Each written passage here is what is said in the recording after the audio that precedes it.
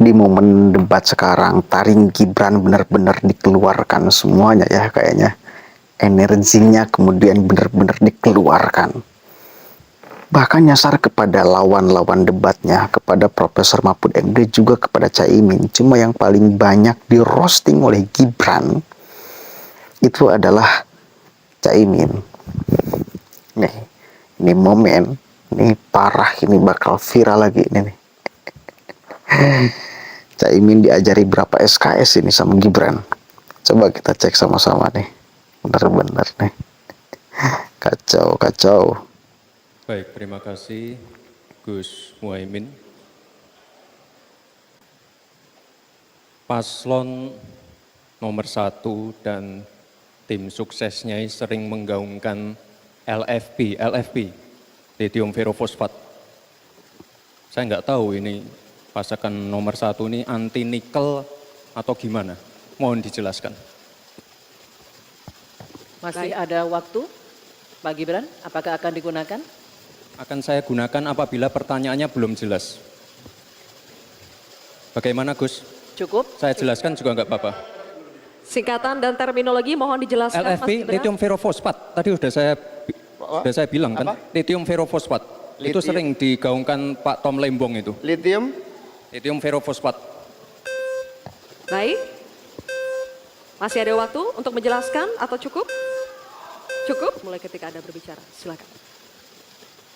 Terima kasih. Tenang Pak Gibran. Semua ada etikanya. Termasuk kita diskusi di sini bukan tebak-tebakan definisi, tebak-tebakan singkatan. Kita levelnya adalah policy dan kebijakan. Prinsipnya sederhana. Semua kembali kepada etika Pak Gibran. Etika, sekali lagi etika. Etika itu adalah etika lingkungan.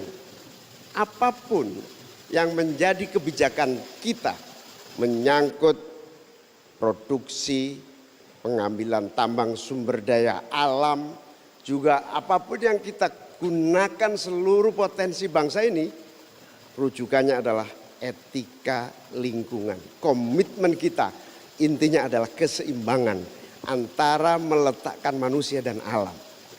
Keseimbangan ini tidak bisa ditawar-tawar agar pembangunan kita berkelanjutan, agar melibatkan semua pihak yang ada.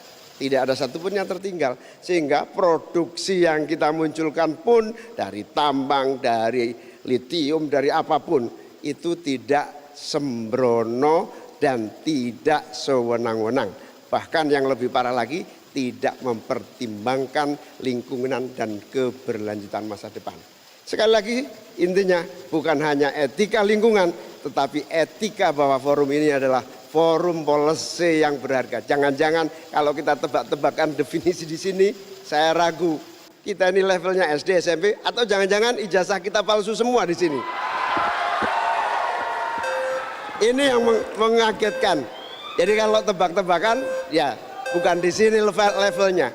Di sini adalah kebijakan kita untuk memimpin negara. Ini agak aneh ya. Yang sering ngomongin LFP itu tim sesnya, tapi cawapresnya nggak paham LFP itu apa.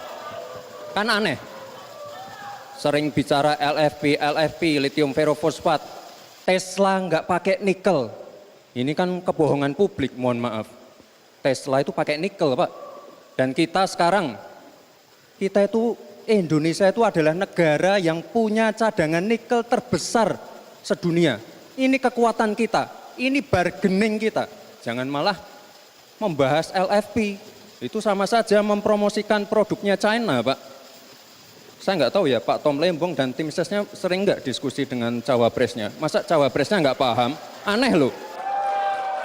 Saya jelaskan sekali lagi, lithium ferrofosfat itu adalah alternatif dari nikel. Intinya ada negara yang nggak mau pakai nikel.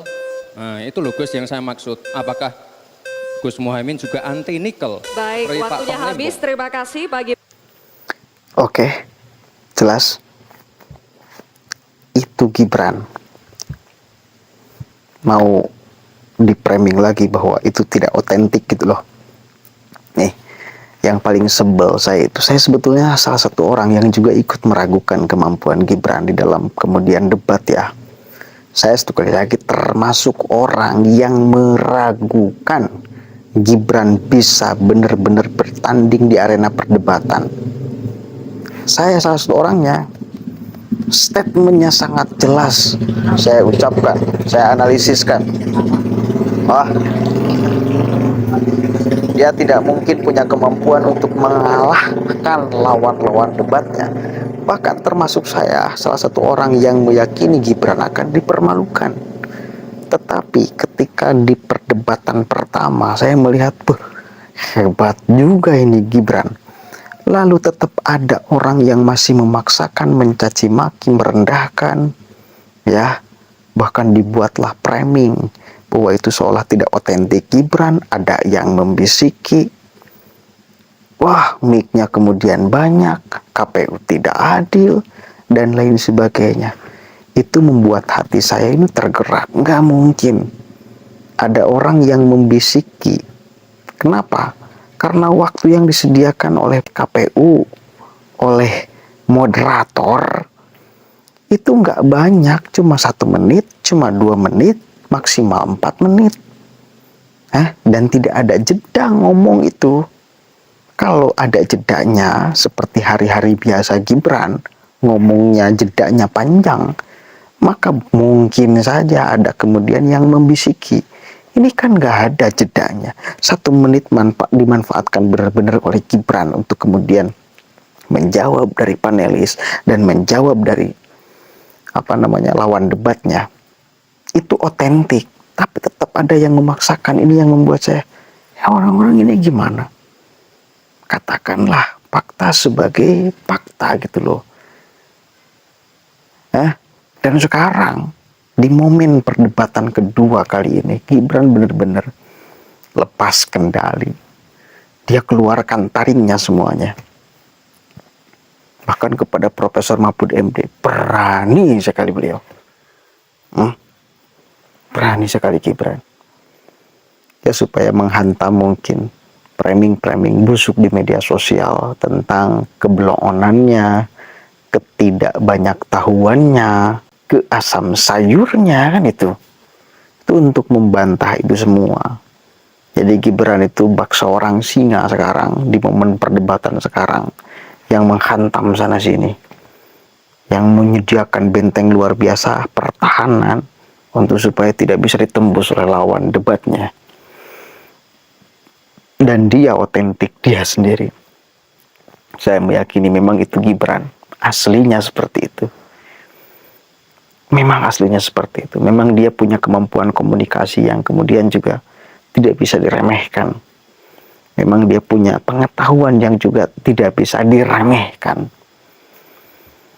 Memang dia punya keberanian di panggung perdebatan yang juga tidak bisa diremehkan. Iya dong, sekelas Caimin bisa dibantah habis-habisan oleh Gibran. Sekelas Caimin dengan sederet pengalamannya mampu dihabisi mentalnya di ruang perdebatan itu. Kan itu fakta. Itu bukan opini lagi, itu fakta. Satu kali lagi, itu bukan opini lagi, tapi itu adalah fakta. Dan Caimin ngawur loh jawaban pertanyaannya. Kemana jawabannya, kemana? Ini Caimin menurut saya ngawur. Jawabannya tuh memang ngawur. Pertanyaannya cukup simpel kan. Ini anti nikel atau bagaimana? Ini malah ngerembet kemana-mana, masalah etika segala macam dibahas. Ini loh.